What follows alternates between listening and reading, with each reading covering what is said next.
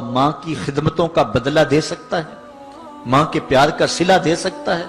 عرض کی گئی کہ میں اپنی ماں کو اپنے کندھوں پہ اٹھا کر کے حج کروایا ہے اور سائی اور کعبۃ اللہ کا طواف کرایا ہے، اور حالت یہ تھی کہ اگر چٹان کے اوپر گوشت کا ایک ٹکڑا ڈال دیا جاتا تو وہ بھی بھن کے کباب بن جاتا، اتنی گرمی کی شدت تھی۔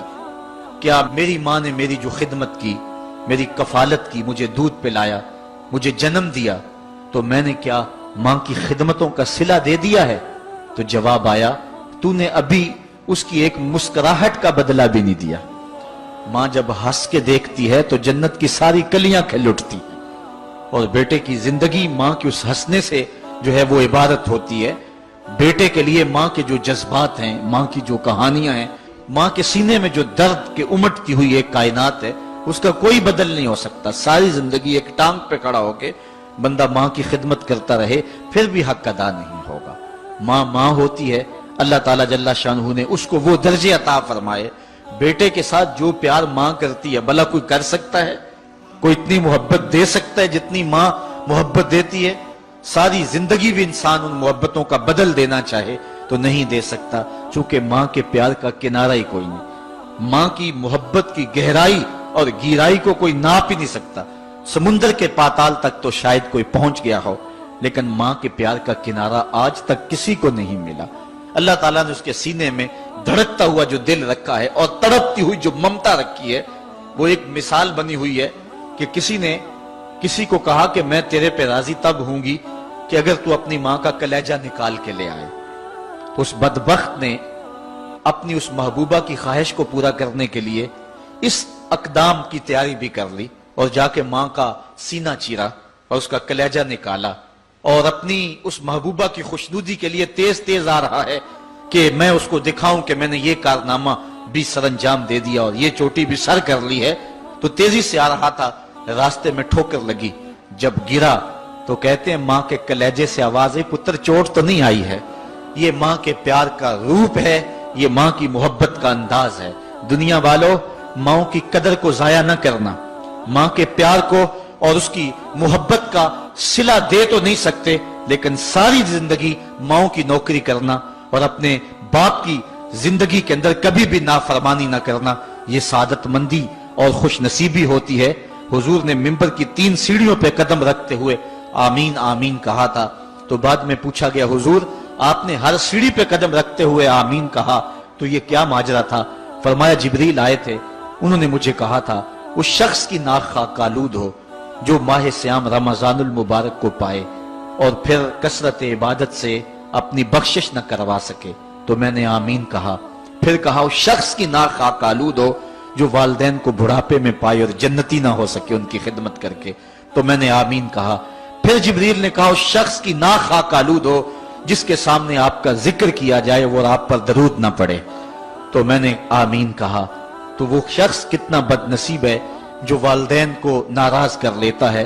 میں کہتا ہوں ساری کائنات ماں کے قدموں تلے ہے، بلکہ میرے محبوب نے جنت کو ماں کے قدموں تلے قرار دیا۔ الجنت تحت اقدام الامہات، جنت ماں کے قدموں تلے ہے۔ ماں اتنا پیار کرتی ہے کہ جس کا کسی ترازو پہ تول نہیں ہو سکتا، اور اس کے پیار کا صلہ بدلہ ساری زندگی خدمت میں بھی گزار دیں پھر بھی نہیں دیا جا سکتا۔ اللہ تعالیٰ جل شانہ نے ایسا رشتہ ماں کی صورت میں پیدا کیا ہے، جنت کی چھاؤں کا دنیا کے اوپر روپ ہے ماں کی ذات، جنت کی گھنی چھاں ہے ماں کا وجود، اور اللہ نے اپنی رحمتوں کو اگر کوئی صورت دی ہے تو وہ ماں کا روپ ہے، اور ماں کے سینے میں وہ تڑپتی ہوئی ممتا اور محبت کہ وہ پگھلتے ہوئے جذبات رکھے گئے ہیں کہ دنیا پر ماں کے پیار کا بدل نہیں ہے۔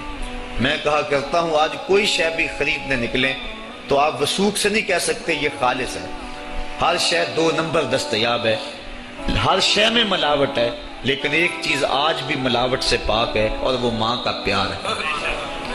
ماں کی محبت آج بھی کھری ہے اور آج بھی اس میں کوئی ملاوٹ نہیں ہوئی۔ بچہ بوڑھا بھی ہو جائے لیکن ماں کے لیے وہ بچہ ہوتا ہے، ماں کی دعائیں اسی طرح اس کے لیے ہوتی ہیں، اور بچہ آغوش مادر میں آ کر پھر طفل سادہ رہ جاتا ہے۔ یہ ماں کا پیار اور ماں کی محبتیں ایک شاعر نے ماں کی محبت کا نقشہ کھینچتے ہوئے کیا خوبصورت بات کہی. وہ کہتا ہے مدت ہوئی میری ماں نہیں سوئی تابش، میں نے ایک بار کہا تھا مجھے رات کو ڈر لگتا ہے. کہا سحری کے وقت میں نے ایک بار اٹھ کے رات کو چونک کر کہا تھا مجھے رات کو ڈر لگتا ہے. مدت ہوگی اس بات کو، یہ قصہ پرانا ہو گیا ہوا ہے، مجھے بھی بھول گیا ہوا ہے، لیکن میری ماں رات کو نہیں سوتی، میرے بیٹے کو کہیں ڈر نہ لگ رہا. یہ ماں کے پیار کا روپ ہے.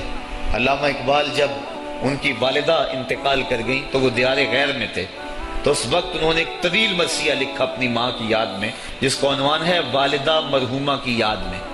اس کے اندر لکھتے ہیں آہ اب وطن میں ہوگا کس کو میرا انتظار، آہ وطن میں ہوگا اب کس کو میرا انتظار، کون میرا خط نہ آنے سے رہے گا بے قرار، آرزو لے کر تیری خاک مرکت پہ آؤں گا، اب دعائے نیم شب میں کس کو میں یاد آؤں گا. کون پچھلے پہر اٹھ کے دعا کرے گا؟ ہر ایک سے کہنا پڑتا نا جناب دعا کرنا، مولوی صاحب سے بھی عرض کرنا پڑتا حضور دعا میں یاد رکھنا، پیر صاحب سے گزارش کرنا پڑتی ہے جناب مجھے دودھ راتوں میں اور چاندنی راتوں میں مجھے یاد رکھنا. حاجی کو معتمر کو کہنا پڑتا جناب دیار حرم میں جا رہے ہو اور دیار حبیب میں جا رہے ہو، وہاں مجھے دعاؤں میں یاد رکھنا، سین حرم میں بھی اور جالی کے سامنے بھی. ہر ایک کو کہنا پڑتا ہے کہ مجھے دعاؤں میں یاد رکھنا.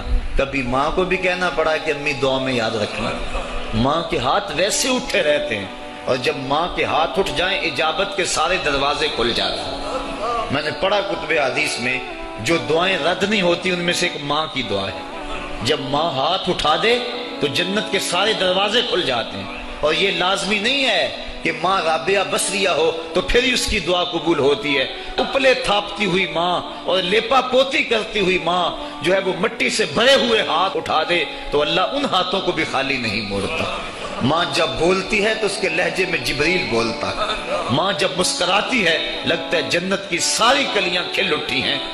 ماں کے چہرے کی رونق اور ماں کے چہرے کی جو ہے وہ خوشی بیٹے کے دل کو حقیقی قرار اور حقیقی تسکین دیتی ہے. جو ٹھنڈ ماں کے ساتھ نصیب ہوتی ہے وہ کائنات میں کسی اور جگہ پہ نہیں ہے. جو گھنا سایہ ماں کے دامن میں ہے وہ کسی اور جگہ میسر نہیں ہو سکتا ہے.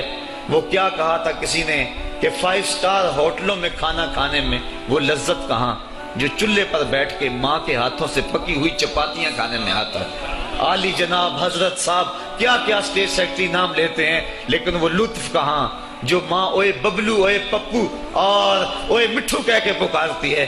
جو مٹھاس ان لفظوں کے اندر ہے وہ بڑے اور بھاری اور بھرکم الفاظ اور خطابات کے اندر کہاں ہے. اونچی کرسی پہ بیٹھنے کا وہ لطف نہیں ہے جو ماں کے قدموں میں بیٹھنے کا ہے. اللہ نے ماں کے روپ کے اندر ایک محبت اور ایک الفتوں کا ایک ایسا دریا دیا ہے کہ جس کے اندر انسان جب جاتا ہے تو اس کے دکھوں کے سارے میل دھل جاتے ہیں اور وہ بالکل آسودہ ہو جاتا ہے. یہ ماں کا روپ ہے، یہ ماں کا پیار ہے. تو ماں کا بچھڑ جانا، اس دنیا سے چلے جانا، یہ ایسے ہی ہوتا ہے جس طرح کوئی بندہ گھنے سائے میں کھڑا ہو تو اچانک اس کو دھوپ میں کھڑا کر دیا جائے، پھر اسے پتا چلتا ہے کہ کتنا گھنا سایہ تھا. جس طرح درخت ساری دھوپ اپنے اوپر سہتا ہے اور جو اپنے نیچے کھڑا ہو اس کو ٹھنڈک دیتا ہے، اسی طرح ماں باپ سارے دکھ اپنے اوپر سہتے ہیں لیکن اپنی اولاد کو ٹھنڈک پہنچاتے ہیں.